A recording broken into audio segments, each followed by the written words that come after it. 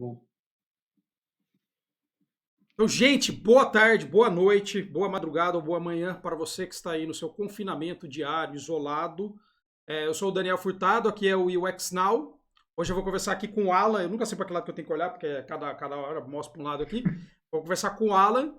A gente está fazendo esse projeto, que é uma continuidade do projeto Design 2020, que foi um projeto que o Vitor Guerra idealizou no final do ano passado, onde ele convidou uma série de design, mais ou menos 50 pessoas, escreveram que bonitinho, sobre os planos para 2020, que seria 2020, não só 2020 o ano, mas 2020 a década. Então, todo mundo escreveu um monte de artigos super massa, com um monte de coisa sensacional, sobre métrica, sobre a qualidade do nosso serviço, sobre saque, sobre UX Writing, etc, etc, etc. Mas todo mundo sabe que o mundo passou por uma mudança não controlada, assim, né? Que todo mundo está tentando se adequar como a gente pode fazer isso daí. Inclusive, o Alan vai falar um pouco disso. Ele está na Argentina, se adequando a confinado. Pelo menos ele tem aquele chocolate da Havana lá, aqueles leite, mas Maravilhoso. que é maravilhoso. E esse projeto, ele está sendo esse projeto desse reboot desses conteúdos está sendo apoiado aqui pelo XNow e também pela Deploy, que é uma plataforma para quem é profissional da área de design UI, design de produto, design de UX, fazer o seu top case e participar depois tendo um perfil bacana. Vou depois botar o link, mandar para mim pro Alan ver, porque ele vai achar super da hora. E dentro desses temas que a gente tem espalhados pelo Design 2020, um dos temas que ficou super rico foi o artigo do Alan sobre métricas. Inclusive, meio, de certa maneira, atemporal até. Tinha ali, porque muitas coisas são atemporais, mas nem tanto, né? Então eu vou pedir pro Alan falar um pouco disso, conversar, explicar, se apresentar para a galera do XNow. E aí, mano, você tá bem? Tô ótimo, Daniel. Muito obrigado pelo convite, muito obrigado pelo espaço também. Sim, tem sido tempos de confinamento e de muito autoconhecimento, né? Muito interessante também todo esse projeto. Tem sido muito legal acompanhar todas as lives que já estão ocorrendo, todos os vídeos, e para mim é um prazer estar aqui e poder compartilhar um pouco do antes, o durante e o que eu espero para depois. E fala, eu E sei que você tá na Argentina agora. O que você tá fazendo perdido por aí? Muito bem. Hoje eu estou trabalhando como lead de UX na Despegar, conhecido na América Latina como Despegar, mas no Brasil é Decolar. Tenho aí liderado duas equipes, né? Tanto a equipe de UX para voos e de UX para atividades. E estou aqui vai fazer agora em abril um ano. Então já faz um Ah, ano que eu faz um fiz ano? já faz um ano. Lembra quando a gente se Lembro! conheceu Nossa, faz assim um ano isso? pessoalmente? Um ano, o tempo voa.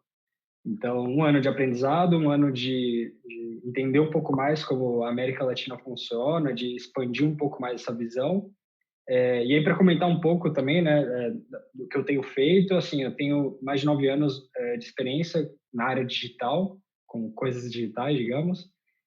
Também leciono, sou professor tanto na IBAC, quanto no curso de UX UI, quanto na Faculdade Impacta, e montei um curso, né, tem esse projeto pessoal aí, que é o UX na Prática, lá na Belas Artes, que inclusive você foi um dos mentores de uma das turmas, foi muito legal, o Rodrigo Lemes também já foi lá, muita gente bacana, e já está na 6ª edição, então tem sido uma experiência muito emocionante, tanto de viver aqui e de ir para o Brasil, lecionar isso e ficar nessas idas e vindas. Então, isso é um pouco sobre quem eu sou e o que eu tenho feito. Legal. E, inclusive, essas idas e vindas que agora estão interrompidas momentaneamente, né? Inclusive, o seu curso, Totalmente. vocês estão. Não é nem o assunto da coisa, assim, mas o seu curso é super legal, porque ele é um bootcamp presencial, ou agora vocês estão pensando em adequar isso de alguma maneira? O que vocês estão. Sim, as viagens estão totalmente fechadas já faz um tempo, né? Então, como eu comentei antes, até da gente começar a live, eu já estou fechado aqui quase 30 dias, sem sair de casa, porque eu voltei de uma viagem, juntou com o fechamento da empresa, né? Eu colocar todo mundo remoto, depois já juntou com a Argentina, fechou o país inteiro, já fazem quase 2 semanas. E aí, basicamente, tudo isso faz parte de uma série de medidas para manter as pessoas mais seguras. E aí o curso, eu tinha uma previsão para voltar em abril, e aí, com tudo isso totalmente fechado, a gente já está com um projeto de fazer alguma coisa online, mas é muito inicial ainda, porque ele foi desenhado para ser presencial, né? Mas a gente já está com um projeto de fazer ele remoto, e semana que vem a gente vai ter uma live para falar um pouco da adaptação e principalmente de como o UX pode estar adaptado para esse contexto mais remoto e como que a gente aproxima as pessoas mesmo elas estando distantes fisicamente, né? Muito legal, nossa, depois eu quero ver isso aí, porque tem sido Total. um assunto super recorrente para quem trabalha com UX, principalmente porque a gente pede um pouco de análise contextual, pede um pouco de etnografia com o mundo conectado desse jeito, ao mesmo tempo que eu Total. comentei ontem com o pessoal, ao mesmo tempo que um dos nossos papéis quando a gente observa as pessoas é observar o que as pessoas fazem na vida real, não o que a gente faz nos nossos desejos, né? Assim, queria que as pessoas Total. comprassem.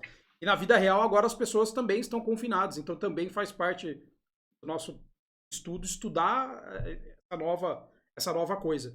Inclusive, por falar assim, nesse Totalmente. negócio de novas coisas, você escreveu sobre um assunto que não é nem novo, mas você se aprofundou em algumas coisas, que é a questão da gente que trabalha com design, não nem especificamente com UX em si, mas com design, tem entendimento sobre métricas de sucesso, métricas até de fracasso. A gente tem esse entendimento de métricas. O que te motivou a escrever aquilo? O que era o seu texto? Como é que foi essa experiência? Muito bom.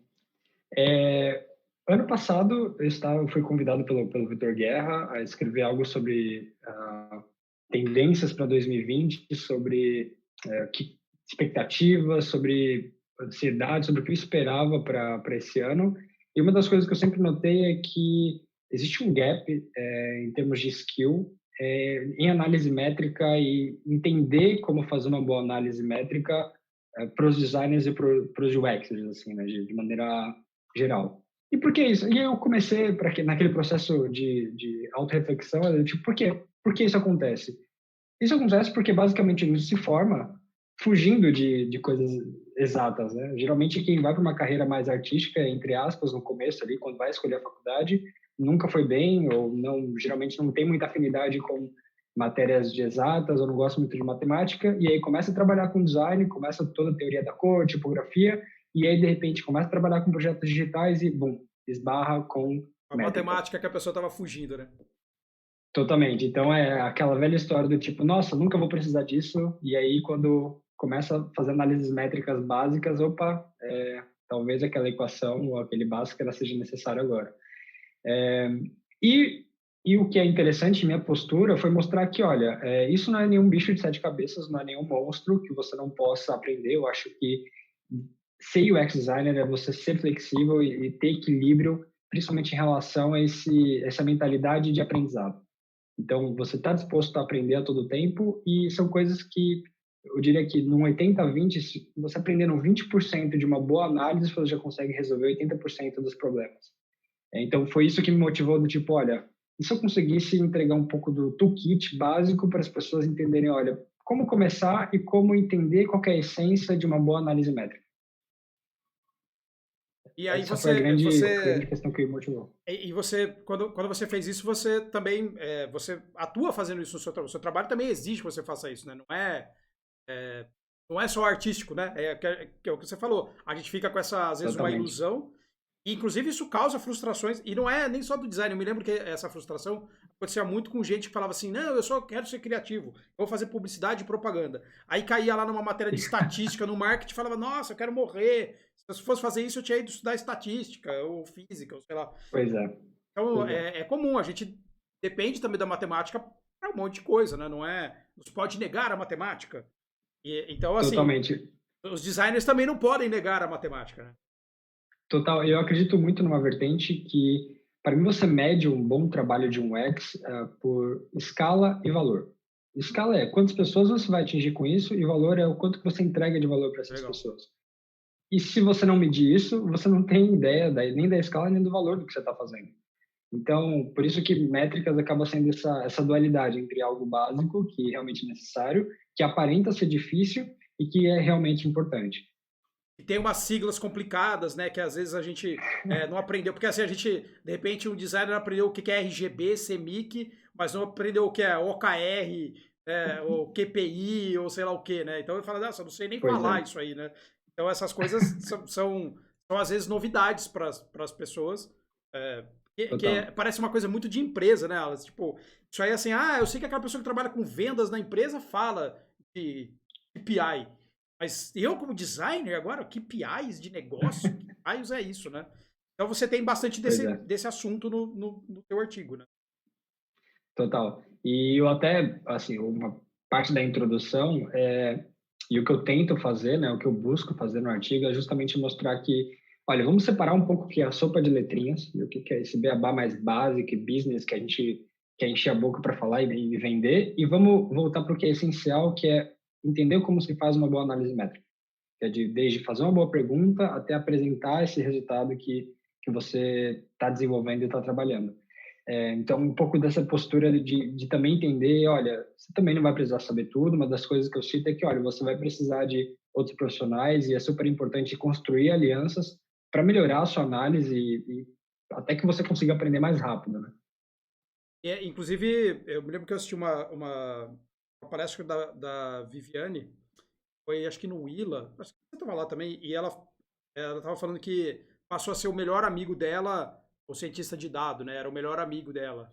Estava na Globo, o melhor amigo dela falou, nossa, como eu sou amigo agora do cientista de dado, e eu acho que tem muito a ver com essa questão da gente como designer ser muito perguntador, né? Tem até gente que brinca, parece criança, fica perguntando tudo, mas é importante que a gente pergunte tudo, mas não é tudo que a gente está, serão capacitado para responder, né? Então tem, tipo, Total. a gente tem que ter as perguntas, mas às vezes tem perguntas que você fala, nossa, para fazer essa pergunta eu tenho que usar um Bhaskara, eu tenho que fazer não sei o quê, que eu não sei, porque será que isso é muito ou pouco? Né?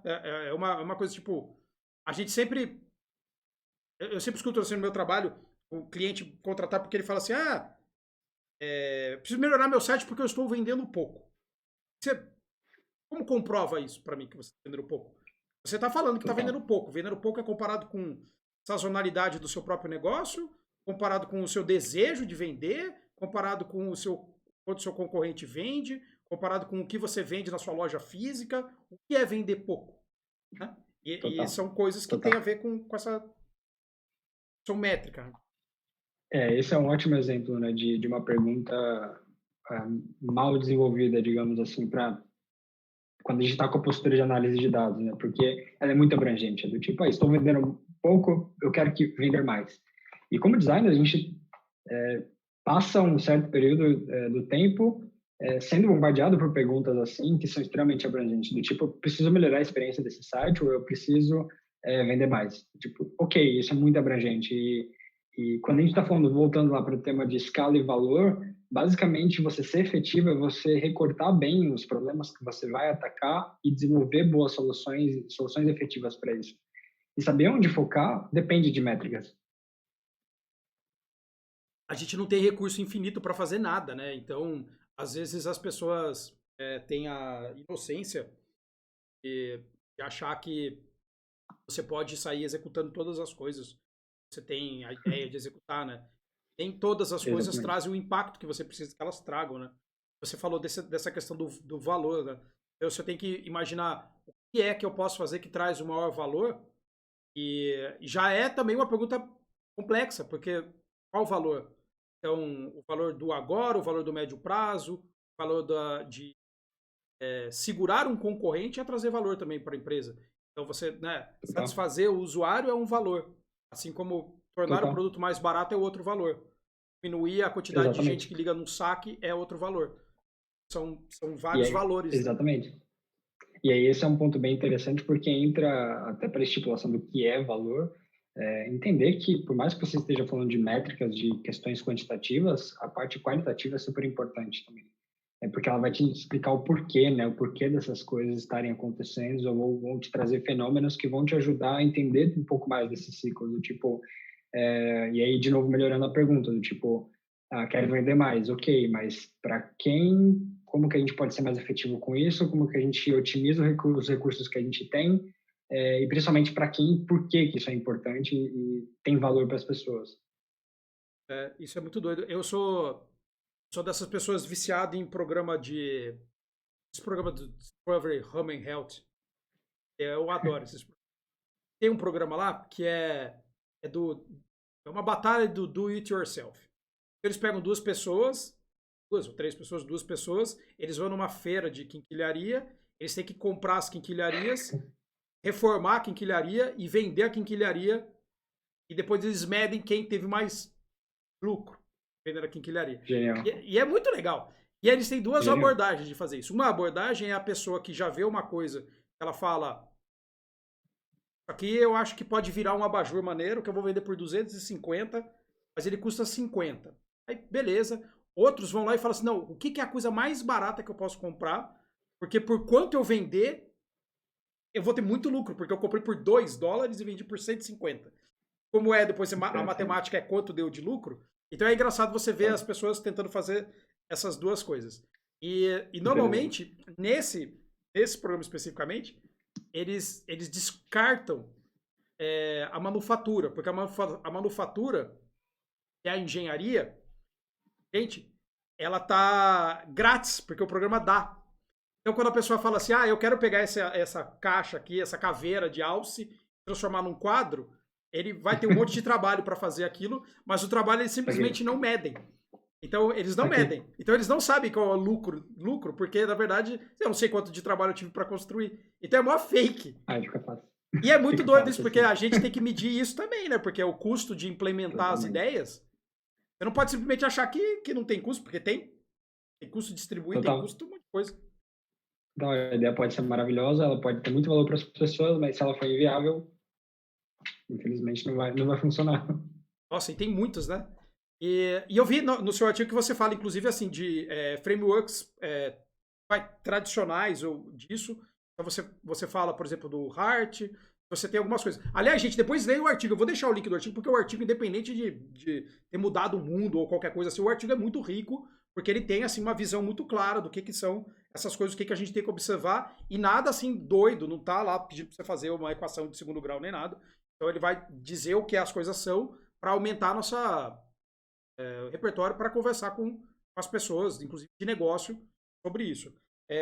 Aquele artigo, quando você fez o artigo, tudo bem, a gente sabia, tenho que observar números, né, na questão da métrica, eu tenho que observar correlações, eu tenho que observar um monte de coisa. E aí agora, pau! O mundo veio com a voadora assim de lado, mudou tudo. Se você tivesse que reescrever esse artigo, ou alguma coisa que, nossa, isso não funciona mais, ou dá ênfase, o que você falaria disso? Que pergunta incrível. Assim, se eu fosse olhando para esse artigo de novo, e foi um exercício que eu tenho feito, eu imagino que eu manteria a estrutura dele e mudaria pequenos detalhes em cada um dos passos que eu cito ali como um exemplo do que pode ser feito para você melhorar a sua capacidade analítica para dados. Então, o primeiro passo que eu cito, assim, depois de toda a introdução do porquê isso é importante, é fazer uma boa pergunta. E para esse momento e para esse cenário onde tudo mudou, onde a gente talvez não tenha mais um histórico de métrica, entra a grande questão que talvez as perguntas que você tinha anteriormente não são mais válidas, você precisa fazer novas perguntas. Então, esse momento e essa reflexão é extremamente importante porque se você não tiver uma boa pergunta, se você não tiver um bom objetivo, você não vai ter uma boa análise. O que eu cito no artigo também é que se entra cocô na sua análise, vai sair cocô. Então, no processo de análise, isso é shit in, shit out. Então, a primeira grande questão é reformular a sua pergunta, entender que agora é um novo contexto e talvez sua pergunta não tenha que ser eu quero vender mais, e sim como que eu mantenho as pessoas vivas. Talvez seu OKR agora seja manter as pessoas vivas. Parece exagerado, parece alarmista, mas é verdade. Do tipo, pode ser simples, como pedir para as pessoas lavarem as mãos ou fazerem trabalho remoto, ou pode ser mais complexo, do tipo ações de marketing que não. Então, estipular bem essa boa pergunta, entender qual é a eficiência que ela vai ter, com não só você, mas com a sua equipe, vai determinar todo o seu caminho de futuro e toda a análise que vai ser feita e todo o esforço de trabalho. Então, essa seria a primeira grande coisa, a primeira coisa que eu mudaria, do tipo, além de você fazer uma boa pergunta, é entender se para esse contexto, para esse cenário, ela precisa ser reformulada. Legal. Porque muda bastante, assim, essa questão esse exemplo que você deu de, por exemplo, manter as pessoas bem, manter as pessoas vivas, é uma pergunta realmente que você pode fazer para o seu negócio independente, assim, como eu manter o meu negócio do que eu quiser, eu posso aumentar a segurança dos meus usuários? É uma pergunta. E, de novo, vai naquela questão do que é valor, né? Porque o que é valor para alguém antes era chegar rápido um produto que eu comprei não sei onde, e agora pode ser chegar limpo o produto que eu comprei não sei onde. Então, já são uma mudança. E aí a pessoa fala, bom, na minha moeda, que eu estava medindo era velocidade, agora talvez eu possa me dar o luxo de demorar 2 dias a mais, mas garantir que ele vem com uma embalagem para jogar fora, uma outra embalagem dentro que está esterilizada de alguma maneira, por exemplo. Isso aí muda completamente, assim, Exato. cadeias inteiras de acontecimento, porque você reformulou a pergunta. Achei muito, muito, Exatamente. muito legal Por isso. isso que a pergunta é tão essencial, né? E aí, quando a gente vai para o segundo passo, que é coletar esses dados, o que eu mudaria, talvez a coleta tenha mudado e sua amostragem esteja completamente diferente. E talvez eu diga assim, com quase toda certeza, de que mudou. Porque o mundo mudou. Eu gosto muito do Átila, do canal Nerdologia, assisti o programa Roda Viva dele na segunda-feira, e eu concordo muito com ele quando ele diz que o mundo que a gente estava acostumado não existe mais. Então, aquele mundo de 2019 não existe mais, agora é um novo mundo com novos hábitos, com novos comportamentos, e talvez você tenha que medir tudo isso novamente.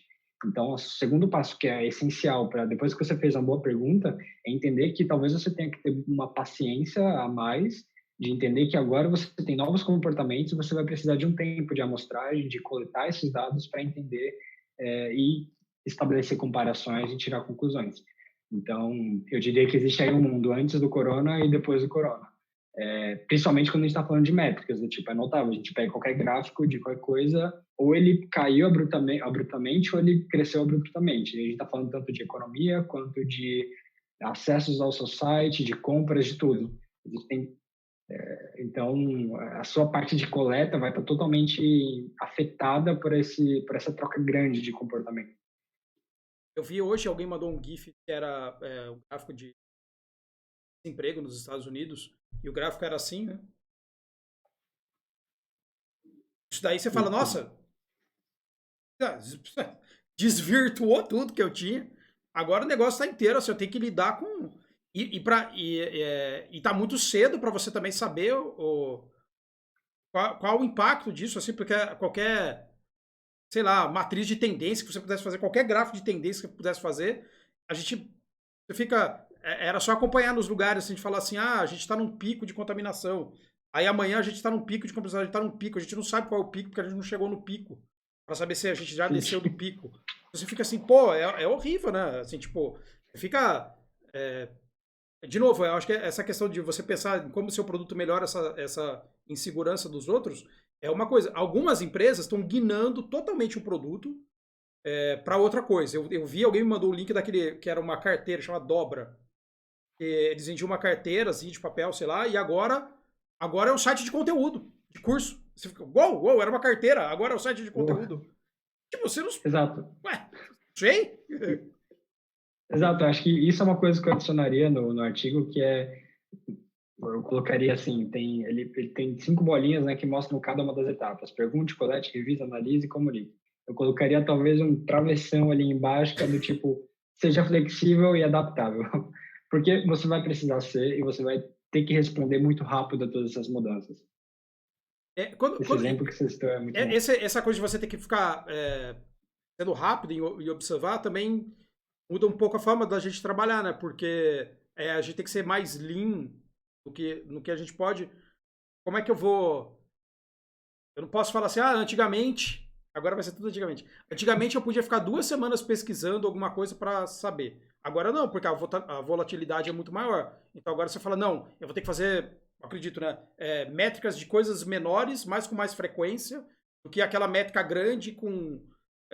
Nossa, todos os espaços. Eu uso muito analytics nos sites, principalmente sites de projetos meus, e Você não sabe, cada semana é uma semana agora, né? Total, total. Esse ponto que você comentou, assim, desses picos, e geralmente quando a gente está na etapa de analisar os dados, né, a gente tem o que a gente chama de outlier, que basicamente é quando algo foge muito da curva, e aí para você ter uma análise mais coerente, digamos assim, você exclui esses números que estão muito acima e estão muito abaixo. Nesse cenário, o outlier talvez tenha virado padrão. Então, simplesmente não dá para, nessa etapa de, principalmente quando você está na parte de revisar os dados, é entender que talvez você precisa ter um pouco de paciência para esperar e entender que, olha, precisa esperar um pouco que essa onda passe para a gente conseguir entender, ok, qual que é o novo comportamento das pessoas, o que eu vou analisar aqui.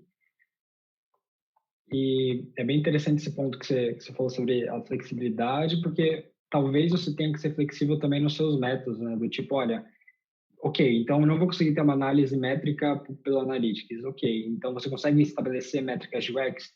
Putz, e aí a gente não consegue entrar em contato com os usuários. Então, talvez você tenha que voltar para heurísticas, talvez você tenha que voltar para análises especialistas, para análise GOMS, por exemplo, onde você vai conseguir extrair métricas, você vai conseguir ter boas análises como especialista e ter números para conseguir avaliar a usabilidade e que não necessariamente você tenha que abrir um painel de Google Analytics. Então, uma coisa que eu recomendo também é essa questão da flexibilidade entra para aí também, do tipo, entender os recursos que você tem à mão. Tá, Analytics não funciona mais, ok, então tira. Não consigo mais falar com as pessoas, não consigo fazer teste de usabilidade por XYZ, ok, então vamos para as análises especialistas. Tem muita coisa legal e dá para tirar muita conclusão de análise desse tipo. Você concordo, concordo super com você, porque, é, de novo, assim, as ferramentas que são usadas para fazer essas coisas também estão assustadas, né? As ferramentas também estão assustadas, porque é uma ferramenta. O próprio Zoom que a gente está usando aqui tomou um baque. Entrar um monte de gente no Zoom de uma vez. Não era feito para entrar o triplo de gente. É igual o pessoal votando no Prior, não é feito para 1 bilhão de pessoas votar no camarada, né? Então, assim, você não. O especialista da infra também foi pego desprevenido para muita coisa. Inclusive porque o pessoal de infra teve o trabalho duplo de aumentar a clusterização, ou sei lá o que, da própria infra e empoderar as pessoas que estão indo trabalhar remotamente. Então imagina o pessoal de infra como ficou. Perderam 5 anos e 2 dias assim, da vida deles. Totalmente. E mesmo assim ainda, né, ainda tem gente reclamando. O negócio não sei. Fala, cara, gente, o negócio pegou todo mundo, né? Então, assim, a Exatamente. gente ficou todo mundo lascado, né?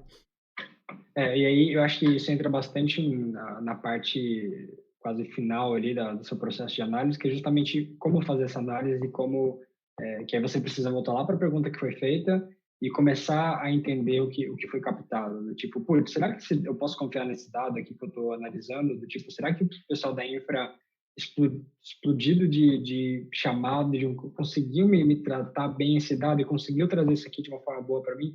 Então, é bem interessante ter esse pé atrás e eu acho que uma coisa que eu gosto muito é da metáfora de que o UX designer ele tem uma caixa de ferramentas. Então, poxa, para esse problema que eu tenho aqui, como você tem analytics, eu tenho aqui, nananana, ok, para isso aqui, já que isso aqui não vai funcionar, eu vou usar essa daqui, porque em conjunto com outras, eu sei que ela vai me dar um parâmetro, um guarda-chuva maior, assim. Então, essa questão da empatia, a gente volta sempre para a empatia, né, que é importante você ter essa questão da empatia até com não só o seu usuário, né, seu cliente, como também com seus companheiros de equipe. Então, entender do tipo, putz, mas essa galera de infra também não trabalha direito, poxa, vamos entender um pouco a situação, entender que talvez eles estejam no momento ruim, exatamente, totalmente.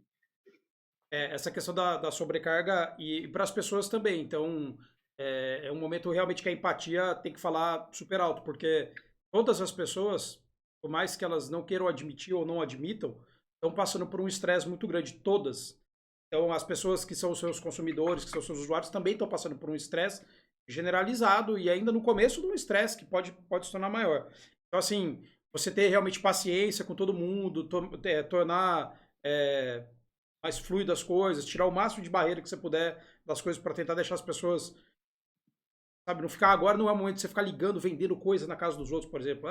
Compre Exatamente. E aí eu acho que isso linka bastante com a última parte da análise, que é a questão da comunicação. Que é, você teve todo o trabalho de fazer uma boa pergunta, refinar, sair de eu quero vender mais para, por exemplo, qual foi a minha campanha de marketing mais eficiente no último trimestre e como eu posso replicá-la. E aí você coletou os dados, tirou esses outliers aí, entendeu que talvez o mundo tenha mudado, usou uma outra, e aí, ok, analisou tudo isso, usou um outro método, juntou um pouco de informação qualitativa que você tinha, fez uma análise e extraiu conclusões. Como é que eu comunico isso? Uma coisa que eu acrescentaria aqui, principalmente para esse contexto, é que nesse momento que a gente está vivendo, a gente precisa entender a diferença entre informação e conhecimento. Enviar um e-mail é te dar informação. Então, te mandei e-mail, você vai lá, abre, lê e ok, você tem uma informação que talvez você tenha prestado atenção ou não. Agora, gerar conhecimento é diferente, requer muito mais trabalho e está numa camada muito mais profunda. E entender, então, como você vai ter esse tom de comunicação e como você vai exercer essa comunicação também com os stakeholders, com as pessoas da sua equipe, com seus usuários, é extremamente importante para esse momento que a gente está vivendo. Que é o que você comentou, do tipo, poxa, eu tenho aqui uma análise super bem feita. Eu vou mandar isso por e-mail, lotar a caixa de e-mail do pessoal de pós-venda que já está resolvendo um monte de coisa, ou vou esperar um pouco o tempo passar, segurar um pouco isso e, de repente, fazer uma apresentação, de repente, fazer uma chamada, e entender que para você gerar conhecimento, você precisa de uma série de ações para que as pessoas fixem isso, né? De repente, um workshop, ou, de repente, uma oficina de cocriação, coisas assim que vão fixar o conteúdo de forma real, né? E isso, quando a gente trabalha design há bastante tempo, uma das coisas que a gente lida quando você está fazendo sistemas complicados, às vezes até não complicados, é que os sistemas têm zonas quentes e zonas frias, né? Então você tem um momento quente e um momento frio de você usar qualquer coisa. Então você tem um momento que você fala assim, nossa, eu tenho que agora pagar esse segundo boleto porque venceu e eu esqueci, e você tem que estar fazendo aquilo correndo, não sei o quê, e tem um momento onde você fala assim, nossa, deixa eu sentar aqui e dar uma olhada no meu balanço do mês. É um momento mais frio e calmo. Então, essas coisas também são métricas. Então, você analisar, as pessoas entram, fazem as coisas e saem, ou as pessoas entram e ficam bastante tempo. Qual é o horário disso? E agora deve estar tudo. Então, você, com os seus próprios colaboradores da sua empresa, também você tem que tentar entender, nossa, esse é o momento de eu interromper para perguntar aquilo, ou eu consigo ter, como você disse, escolher outra ferramenta para tentar descobrir alguma coisa similar. Assim, eu não vou descobrir exatamente, mas eu vou descobrir assim com uma similaridade que me deixe andar um pouquinho mais, né? Diminuir o risco, né? Que a gente fala. Diminuir o risco. Muito, muito louco. Total. E é interessante ver, né, que a gente tem pontos, a gente tem desafios, né, desse momento novo, de todo mundo trabalhando remoto, e a gente tem grandes oportunidades aí, que é, por um lado, a gente tem uma aceleração mundial do tipo, talvez coisas que levassem anos para acontecer, do tipo aulas EAD ou trabalho remoto massificado, talvez tenha uma aceleração aí por conta de tudo isso. E eu acho que uma coisa bem interessante, pegando o gancho no que você falou, que é tentar construir essas metáforas de coisas que não funcionavam bem para o universo virtual. Então, do tipo, poxa, meu time então tinha uma boa postura e trabalhava muito bem em equipe fisicamente. Principalmente quando a gente estava falando de análise de dados e de como enfrentar esses desafios e esses problemas de métricas. Ok, como que você traduz isso para o mundo virtual? De repente, criar uma sala de trabalho virtual onde, ok, todo mundo fica ali com o microfone aberto, trabalhando, e tudo bem, pegar uma xícara de café e mostrar que você está num contexto diferente, saca?